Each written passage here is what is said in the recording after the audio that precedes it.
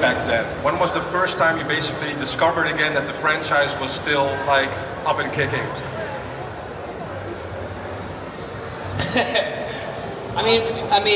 For me, I would say probably 10 years ago. So I feel like, we kind of left the show and it sort of, I feel like it died out a little bit, but then suddenly there was this resurgence like 10 years ago. I don't know, maybe you guys just started it. You're in your 20s and 30s now, and it's like, you guys are, I finally got the money, that's right. The weird thing about that, though, when you say resurgence, though, it's interesting now that when it first came on, it was on TV and you had to watch it and record it if it was on. Obviously then now, YouTube, everything like that, we can suddenly find all those things we loved. Right. And like, it's amazing that you really, those sort of things that really stay, people search out, like you guys obviously would have done the same. Yeah, I was gonna say, I think when Netflix kicked in, it changed the whole thing because for a long time, Power Rangers was on TV, and it was on TV originally Monday through Friday, then it was Monday through Saturday. It was on 6 days a week, and as time went by, and it changed, and we moved on to seasons, but when Netflix came out, all of a sudden everybody could watch it from the beginning till now, and I think that opened up a whole different form of binge watching. People were like, apparently it takes, to watch the entire seasons, it takes a week and 3 days to watch every single episode if you watch it back to back. Really? That's a long time. That's a big part of your life, and a lot of people do. They watch from the very beginning to now, and that's there are a lot of originals now. But it's incredible. It's like you say, we all loved it when we were kids, and when you get something like Netflix, I don't have kids, but as soon as I do, I'm like, and here's all the cartoons you will enjoy. Here's all the kids things you will enjoy. Like it's such a good thing to give to another generation, and the messages of them are always so good as well. Like it's got that sort of heart to it that means you can share. That's absolutely what we had in the very beginning as well. Because at that point, in the establishing of the Power Rangers, we in the very beginning, when we fought the buddies, we could do head hits. So we would kick into the face, pow, and all of a sudden they said, oh, it's too violent. So we had to cut back. So then we could only kick to the chest and do body blows. And then what they did at that point is they made sure that every message and every script was important. So it was always about something positive. And then we had PSAs that talked about bullying and about staying away from drugs and littering and saving the world. So I think, that positivity was definitely more prevalent in the original series. Yeah, absolutely. Okay, hands up. We'll come. Yeah. They're always wearing a uniform every time. Hi, gentlemen. Good to see you again. I got a question for all three of you. I'm just wondering if, let's say, of course, everyone knows that JDF already did the Bat in the Sun video. Would you three be up for cooperating together, perhaps in the future? Yeah, we're talking. I'm talking to Aaron. I just talked to him about doing something really nice for the fans. I don't think I can wait for Hasbro or Saban anymore. And he's got some big plans for stuff. And if I was the producer and if everybody was okay for it, I would do something for your age group. Not, you know what I mean? And not R-rated, but give you guys something like we were talking the other night. Why don't you all put us in the movie? I don't understand that. You know what I mean? Like just a one type of thing. And if you notice that, people were like, "Whoa!" People would have freaked out more. And I think people try to kill the real stuff and try to reboot it. But I don't think you can reboot Power Rangers. You all remember us from that and from the original. So we're talking about that. But yeah, I mean, with Bat in the Sun, it's great. I mean, they do a lot of cool stuff.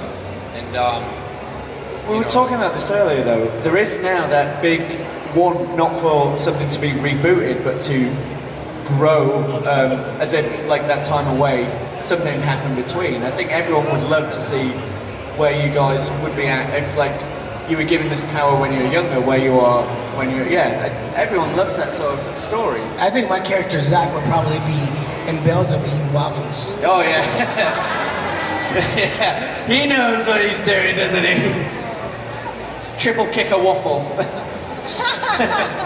And that is a slogan I want to see on a t-shirt. But the thing is, I was gonna say, they're all in good shape. We all, you know what I mean? It's not like we just doing a slow motion shot and we're like, you know.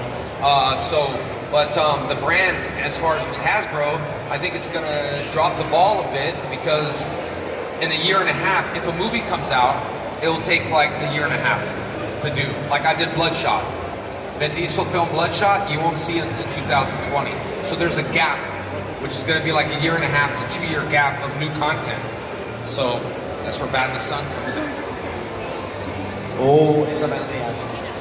Any more questions? Hands up, please. We not right. Yeah. Oh. Hi guys, I wonder when you auditioned for the roles, what was the brief that you got? It's quite difficult to explain Power Rangers before seeing it.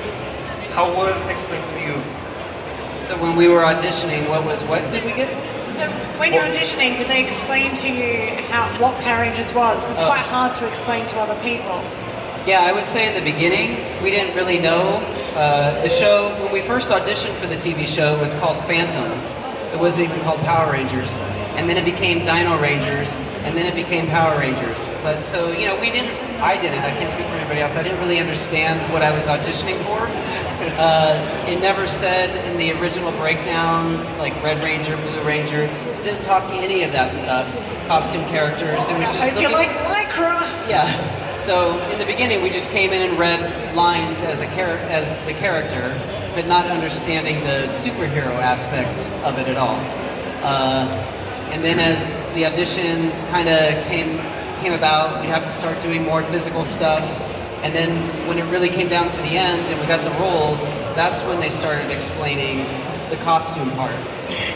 And then I still didn't understand it until we started filming it, and then when I saw the first pilot cut together, then I was like, oh, still didn't understand it, but I kind of had a better clue. And just so you know, I still don't understand it, or why everybody likes it so much, but thank you. Well, if you've got about a week and a half, you can binge it on Netflix. Yeah, right. Dave had the hardest lines. The hardest lines. He had the hardest lines of all time. Yeah, it was so difficult. It was like, yeah, he would kill it. I just remember him saying, "That is most prodigious." Affirmative, yeah. No, my favorite is a fully sentient multifunctional automaton. How prodigious. There we go. Still nailed it, that didn't it?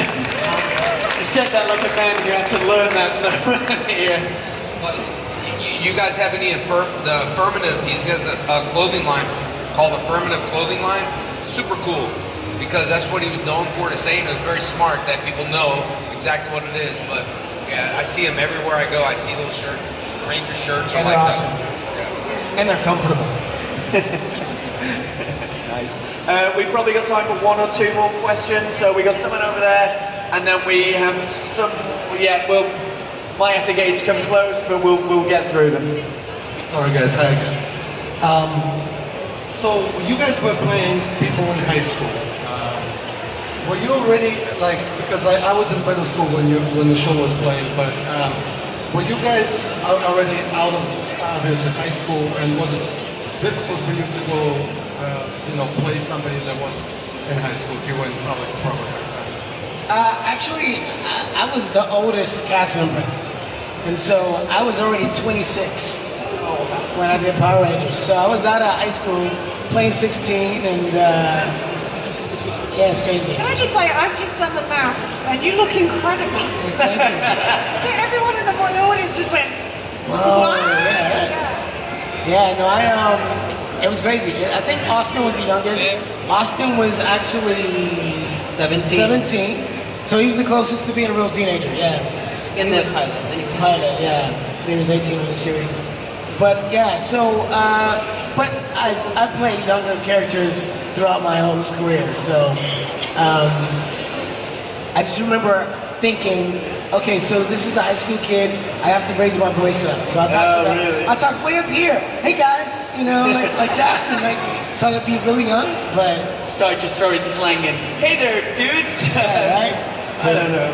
Hey, well, hold on. About the voices, so strange you say that. Because when I see the Power Rangers, I'm like, oh my God, the way I talked. I had to do it with the Lord Draken. There's a part of me and Amy looking up, and we actually redid the ADR, and I was like, how am I going to sound like I'm 19 again? So I had to do that. What's important to me now is my friendship with all of you. I don't ever want that to change. That's how I sounded. And then one time I did acting, and Tammy's like, well, you sound like Tommy. And I was like, oh yeah, so the Lord Draken, I wanted to sound like that. So yeah, guys, all right. Yeah, cool. That's great about that. Your eyebrows, depending on your pitch, shift with it. It's really, we're getting nods from the side stage. So there's a man over there who's had his hand up, but he's very far away. So if you can get close to the stage, that would be great for us. Oh, thanks, guys. Yeah. Someone hear me? Yeah. Morphing tongue. Hey guys, thank you to come to us. I have a question. Because you are one job now. But if you aren't, what is the show you want to be in if you have the opportunity today? It's the classic, if you could be in any show, which would it be? I would like to be on Doctor Who, and I would like to be a doctor. So. Nice. I already am a doctor, Dr. Oliver.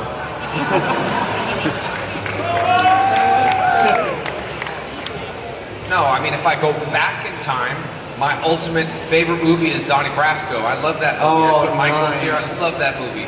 But I don't know. I don't watch a lot of television, to be honest, at all, except his episodes. But yeah, I don't really know. I don't know. I don't have an answer to that one. I think Bloodshot. Vin Diesel stole my role. That's what it is. I think if I was going to be on a show right now, a show that I currently watch, I would probably want to be on The Walking Dead. Yes! I've still got to catch up on the new one. I'm very excited. But that's a different conversation. Because we are out of time, guys. I'm very sorry. I know we could do this all day. So all you've got to do, we've had David Jason Walters here, so give him a lot of love. Because they deserve Thank a lot you. of love. Okay, stay right there if you don't mind. Us three are going to come out. We're going to do a panoramic shot.